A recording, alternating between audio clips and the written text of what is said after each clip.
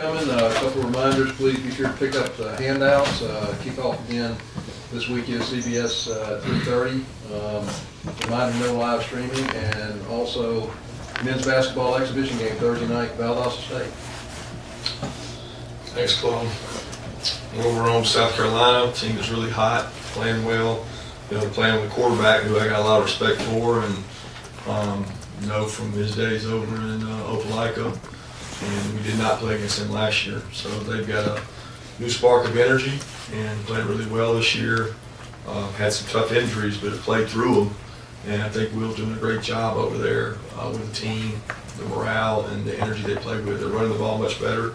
They got more experienced players on defense, and they've always been good on special teams. I think they're one of the best special teams groups when you talk about all the units, everything together that we'll play this year. So a great opportunity to come play at Sanford Stadium, and expect our fan base to turn out for what I expect to be a great game.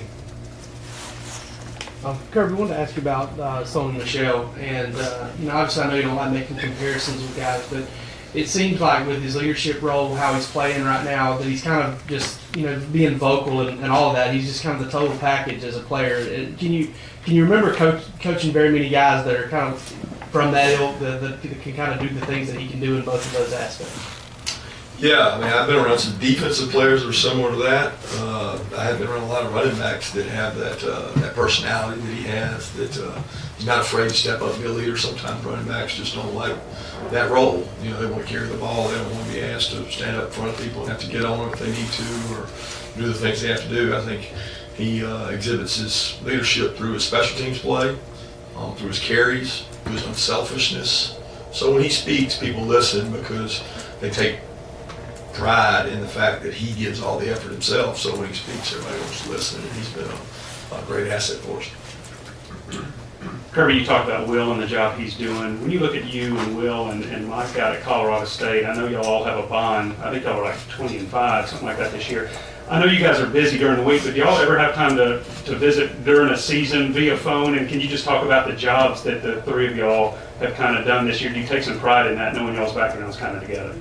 I mean, I take pride in the fact that we're all kind of grew up educators' kids, coaches' kids, and we grew up around the game. It's what we've been around all our life. So I respect both those guys. I think they do a great job, and I know we don't have time to catch up in season.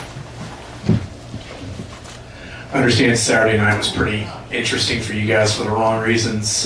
Just with that delay, does that throw out any delays in terms of the routine for Sunday? How you guys approach that? Yeah, we just a little lack of sleep. I think the biggest concern is that not getting back till 2 and 3 in the morning makes it as if we had to play a night game on the road, which can be frustrating because the Florida game technically would be home and home, usually, but we end up traveling each year, and we just weather got us in a situation that we can't control. So when you got situations you can't control, you don't worry with them, you overcome them. Kirby, the playoff selection committee comes out with the rankings tomorrow. Do you like the fact of getting a snapshot of how they're thinking, and will you pay any attention to it? No, not really. It's just no matter how we finish. Coach, it doesn't say about Reggie Carter, but he's been able to come back from a handful of injuries throughout the past couple of years. Yeah, he's an incredible kid when you think about it. I mean, he's been through some knees, some shoulders, and he's been banged up, and it's always been a really good player. I can still remember the first time I saw his highlights when he was a 9th and 10th grader, and he's come a long way. He's really a good leader for us. He understands the defense. He knows how to execute it. He's not real emotional. Reggie's a kid that gives you his best each day, and shows kind of how resilient he is to come back from the injuries he's overcome. Kirby, on the offensive line, are you guys doing much different blocking-wise, or is it maybe a little bit more zone blocking this year, or has there been much of a change scheme-wise? Really hadn't been much change. We're probably a little less gap plays than we've been in the past, but not a whole lot different scheme-wise. We ran a lot of zone plays last year, a lot of zone plays this year, probably just less gap plays is the biggest difference. And having some situations where we get a little more favorable boxes is what we're always trying to do. Coach Lorenzo and Roquan were both named semifinalists for Buckus. Just what does that say about what they've done this year, and how they put themselves in that position to possibly win one of the best awards in college football?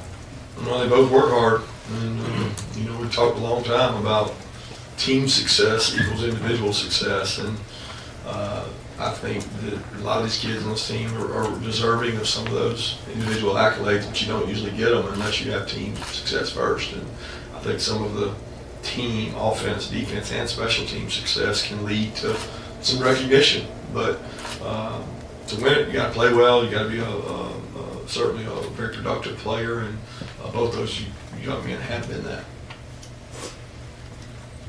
Kirby, I know, follow up to these playoff rankings, I know they serve as a distraction. I'm curious, when you were at Alabama, because Alabama was synonymous with the BCS rankings before that and this, how did y'all address it? Would y'all just address it one time and then be done with it, or how do you kind of handle that when this crops up, like when November rolls around? They talk about rat poison a lot, things like that. But we don't really have to address if you confront it from the beginning.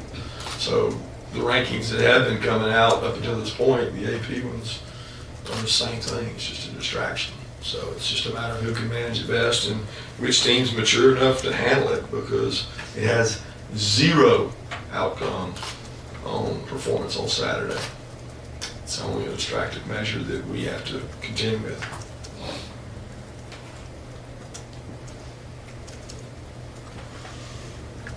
Following up on Reggie Carter, how have the inside linebackers done? I know you've had a player out the last few games, kind of, along with Roquan, those guys filling in the gaps there.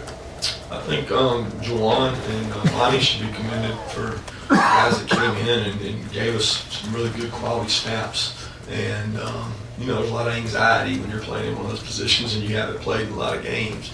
And getting through that anxiety, I think it's going to pay off next year. And the next year for us, getting those young guys some reps. I mean, they take a lot of practice reps. I mean, you guys don't give them much credit for all those reps they take, but then they go in the game. We expect them to go in there and execute. And they've done that pretty well so far. You're talking about Bentley from South Carolina. Of course, he went through his own freshman growing pains last year. How does some of what you saw maybe compare to what you've seen from your two guys over the past 2 seasons? Yeah, I didn't see a lot of the growing pains. I got to watch several games in the off season, but as we played him, he had not played much. And then after our game, he came in and really played well, and he's played well this year. So I don't even see him as a freshman. He is a sophomore, but I don't even see him that way last year. He's just been around the game his whole life. So the guy knows where to go with the ball. He understands the offense. He does what they ask him to do really well. He's really athletic, and he was a good athlete in high school and went through a knee injury, but he's running the ball well now. Questions? Kirby, can you talk about the play of Solomon Kane? And you played here a generation ago or whatever. Do you still marvel at the size of Solomon and some of the linemen that are in the league now? Yeah, Solomon's, since the ankle injury, he's been much more consistent. I think part of his deal is staying healthy. He's a very bright, articulate young man and enjoys the game of football and has fun playing. He's a joy to be around. He's still got a lot of areas to improve on and work on. He's not always the best practice player, and he knows he's got to work at that. And he covers people up well. And as he gains more strength and more quickness, I hope he'll begin to get more movement and become a dominant guard to where he can reach his full potential. But he's not there yet. And to the size of the linemen, they just keep getting bigger. I mean, I thought they were big when I was here, so they just keep getting bigger. Kirby, do you anticipate opposing defenses to throw more and more resources at slowing down Nick and Sony? And do you think they're going to get into a game where you're going to need Jake to throw a lot of passes? Well, you can't put any more in there than they're already putting without uncovering somebody. So if you saw the Kentucky-Florida game, if Jake can just throw it to the ones that they don't cover, we'd be okay. But they can't put many more in there than they are. So ultimately it comes down to, can we block the ones that are in there? And the ones we can't block, can we make them miss or make them further away? And then ultimately you're going to run up against somebody that is stout enough that you can't block them. And that could come any week, and we got to be able to throw the ball. I mean, we got to be able to throw the ball at accuracy and high percentage throws, and they're hard to find with the way people are playing us. So we hope to keep improving. Coach, you've talked about needing more depth and wanting more size and a lot of different things you're looking for improvement on. But overall, you're winning your SEC games by 32 points a game. Are you ahead of schedule? When you're talking about all the things you wanted to address when you got here, I mean, 2 in the country, is it a little bit ahead of where you thought you might be at this point? I'll be honest with you, there's no schedule. They don't write a book on it and say, this time you got to be here and this time you got to be here. It's not really done that way. It's done each year independent of the previous. And this year's independent of last year, just like next year will be independent of this year. And you try to reshape your team based on the personality it takes on. And we're worried about this year. We're worried about South Carolina right now. That's all I'm thinking about. And Coach, with your receivers not getting as many passes, I guess, as maybe they would like or you'd expect with the backfield as deep as Georgia's, how have you seen their role change, or how have they grown in a way to help you guys produce on the field? Well, first I think they've matured because it's not about them, it's about the team. And there's been no selfishness in that room, and that's one of the things after the game. First thing I did was commend the receivers because it's not always in their DNA to be comfortable with that role, but they've also embraced that when they get their opportunities, they're going to make the most of them, and most of them have done that, given the opportunity. They know the time and place is coming for them to make plays. They understand that during the week they get to work on that part of their game. It just so happens that for 45 plays in the game, I guess 38, 37 of them, they didn't get to work on that part of their game. But they'll get to today, and they get to go against some pretty good players, and we continue to try to develop that part of our game. Kirby, this is kind of an obvious question, but what are the benefits of when you have running backs like Sony and Nick, and they don't have a game all year where they have more than 16 carries? I mean, what are the benefits of having them fresher and late in the season? Yeah, I think you could ask a lot of teams in the country that question, and they would say it's a huge benefit. We probably take it for granted, to be honest with you, because we don't look at it that way until you look at somebody you're playing and they say, well, we got this back out, this back bruised up, this guy beat up. And it's not because of the last game, it's because of the cumulative effect of the 15 to 20 carries. But we've certainly had a lot of carries to spread amongst a good group of backs. But I continue to say in Harper Punt, it's not what our backs do with the ball that's special to me. It's what they do without it. It's the special teams. It's the punt coverages by Sony, the protections by Swift. I mean, there's so many things that they're good at. Swift's probably our best pass protector right there. He does a really good job. What's the biggest improvements, Coach, you want to see from last week to this week? Same thing. We got a lot of improvement. We got to tackle better on defense. I mean, we didn't tackle probably our poorest game. Gang tackling, getting guys to the ball. Run defense was poor. Offensively, we didn't execute real well. The series we did is great, but when we didn't, times went backwards. And we just got to play more fundamentally sound and more clean, we call it. Execute the assignments. And, we get sloppy, and that's the disappointing part. You're looking to play a clean game, and we get sloppy in the second half several times. Kirby, obviously you guys had a well-regarded recruiting class. Do you remember the recruitment of Jemias Williams and how that went down? Yeah, Jemias chose to go to South Carolina. I'm happy for him. He's playing really well for them. Talented young man that's playing a good role, really good role for them. He's a good football player. To follow up on what you just said about DeAndre Swift and being the best pass blocker, I remember you saying something early in the season that he really enjoys blocking. How rare is that for a first-year guy to enjoy it that much and to be so good at it? Well, I think it comes from the fact that he's got 2 older brothers who have taught him it's important. When you look at Nick and Sony and what they've done over their history of being here, protecting, blocking for each other, whether it's a downfield play and they're a guy that has to convert and go block for a receiver, they do a good job doing it. DeAndre's the same way, and he's kind of learned that from those guys.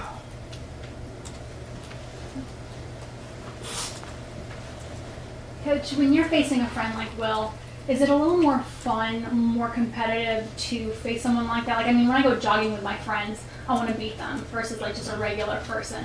So does it add a little more, a level of competitiveness or anything like that? I don't think so. I mean, you want these players to have success, and I want my players to have success just like he wants his players to have success. It's not about Will and I. It's not about us. It's about the players, and I think he'd be the first to tell you that. Last question? Anyone? Okay, last question. Kirby, South Carolina, they've gotten around 200 rushing yards in the last couple games in each one. What have you seen improvement-wise from what they've been able to do on the ground? The offensive line, I mean, much more physical, dominant up front, and they really come off the ball. Well, they got some big guys. They're committed to it. We got two good blocking tight ends, and the backs are running really hard. And when you watch them, I mean, they do a really good job. And after our Florida game, that's something we got to really improve on. Thanks, guys. Thank you.